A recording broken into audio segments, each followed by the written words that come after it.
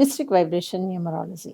ఎప్పుడైనా సరే ఫ్యూచర్ తెలుసుకోవటం అనేది కొంచెం మన క్లేశానికి, మనస్తాపానికి ఖచ్చితంగా దారితీస్తుందండి. అందుకే ఎంత అవసరమో అంతే తెలుసుకోవాలి. అన్నిటినీ మించి మంచి జరుగుతుందని చెప్పామనుకోండి, పర్వాలేదు బాగానే ఉంటుంది. అంటే జరగకపోయినా కూడా జరగలేదు అని అనుకుంటాం. కానీ చెడు ఎలా ఉంటుందంటే ఖచ్చితంగా జరిగిపోతుంది. అదేమిటో. అందుకని నెగెటివ్స్ ఏవైనా కూడా మనం చెప్పాలి అంటే 1కి 100 సార్లు మనం ఆలోచించుకోవాలి. అండ్ అదర్ సైడ్ ఉన్నటువంటి వాళ్ళు ఎలా రిసీవ్ చేసుకుంటారు. ఫర్ ఎగ్జాంపుల్, రేపు మీకు యాక్సిడెంట్ ఉందని నేను చెప్తానండి. మీరు నన్ను కొంచెం కంపెల్ చేశారు, బలవంతం చేశారు, నాకు చెప్పేయండి అన్నారు. ఓకే, చెప్తానండి. రేపు యాక్సిడెంట్ ఉంది అని చెప్తాను. 2 విషయాలు జరుగుతాయండి. మీ దాంట్లో నిజంగా ఉంది అని నేను చెప్పాను కాబట్టి యాక్సిడెంట్ జరగచ్చు. ఆపలేం కదా! తెలుసుకొని కూడా ఆపలేకపోవటం అనేది మనిషికి ఉన్నటువంటి బలహీనత. రెండో విషయం, చెప్పిన తర్వాత నుంచి ఎరక్కపోయి వచ్చాను, ఇలా తెలిసిందేంటి, అంటే బ్యాడ్ విషయాలే బయటికి వస్తాయా, అదేదో నాకు లాటరీ వస్తుందని చెప్పొచ్చు కదా, ఇలా అనుకుంటాడు మనిషి. నేను కూడా మీ ప్లేస్లో ఉంటే నేను కూడా అలాగే అనుకుంటాను. ఎవరన్నా ఏదన్నా చెప్పారనుకోండి నెగిటివ్, మన మైండ్లోకి ఎంతలా వెళ్ళిపోతుంది. అందుకని కొన్ని విషయాలు నేను మీకు చెప్పకపోతే మీ మంచి కోసమే. రెండోదండి, నేను ఎప్పుడు కూడా పిల్లలకి ఏ విషయం చెప్తున్నా కూడా వాళ్ళకి 7 ఇయర్స్ వచ్చే వరకు జాగ్రత్త, మీ ఇంటి అట్మాస్ఫియరు బాగుండాలి. మన మధ్య ఉండే గొడవలు, మనకుండే ఈగో ప్రాబ్లమ్స్, మనకుండే టెన్షన్స్, ఫ్రస్ట్రేషన్స్ ఇవన్నీ పిల్లల మీద వేసేస్తే వాళ్ళు సరిగ్గా ఎదగరు. అవునండి.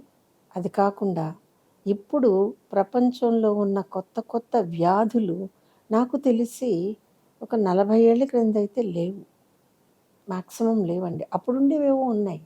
అప్పుడు చిన్నపిల్లలకి పోలియో రావటాలు, లేకపోతే బీసీజీ టీకాలు వేయించకపోతే ఇంకేదో దగ్గు, అలాగా టీబీ రావటాలు అలా ఉండేవి. కానీ ఇప్పుడు పేరెంట్స్కి పిల్లలు బర్డెన్ అయ్యేలా ఉండేటటువంటి రకరకాలు వస్తున్నాయి.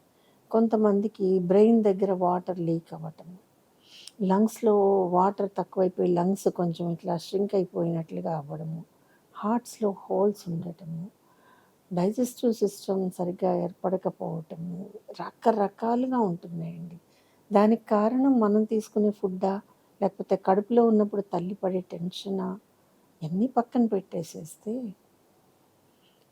దేనికైనా ఒక ఎక్స్పైరీ డేట్ ఉంటుంది అని అంటాం కదా. మనుషులకి కూడా ఒక డేట్ ఉంటుంది కదండి. అన్నీ బాగుంటే 100 ఏళ్ళు, బాగలేకపోతే ఏ నిమిషమైనా అన్నట్లుగా మనం ఆరోగ్యంగా ఉంటేనే మన లైఫ్ బాగుంటుంది. ఆరోగ్యంగా లేని రోజు మీకు ఎంత డబ్బు ఉండనివ్వండి, అది మిమ్మల్ని చూసుకోదు. మేబీ మంచి హాస్పిటల్, నర్సులు చూసేవాళ్ళు ఉండొచ్చు. కానీ మనం బాగుండటం వేరు, మనం ఖర్చు పెట్టుకుని బాగున్నాము అనిపించుకోవటం వేరు కదండి.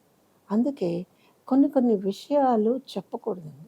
ఒక స్త్రీకి నెల రోజుల్లోనో లేకపోతే 20 రోజుల్లోనో భర్త ఉండడు అనే విషయం నాకు తెలిసినప్పుడు ఎలా చెప్పాలా అనేది సతమతమైపోతూ ఉంటాను. చెప్పకూడదు, కానీ చెప్పాలి. ఎలా చెప్పాలి? ఇది నిజంగా కత్తి మీద సామండి.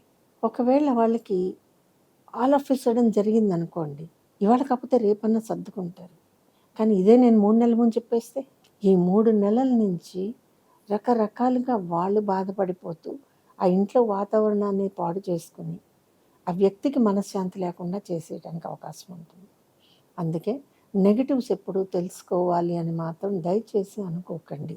మేము చాలా ధైర్యవంతులం, మాకు నెగటివ్ ఏమున్నా పర్వాలేదండి, మేము కంట్రోల్ చేస్తాం. You are not the person to control negativity. మీరే కదండి, నేను కూడా కంట్రోల్ చేసుకోలేను. సపోజ్ నాకు నెక్స్ట్ మంత్ ఏమన్నా ఇబ్బంది ఉంది, నేను కంట్రోల్ చేసుకోలేనండి. అలాంటప్పుడు ఎందుకు చూసుకోవాలి? పాయింటే కదా. కాబట్టి మనకి ధైర్యాన్ని ఇవ్వడానికో, మనం ఎదగడానికో, మనం బాగుండడానికో దేన్నైనా వాడుకుందాం.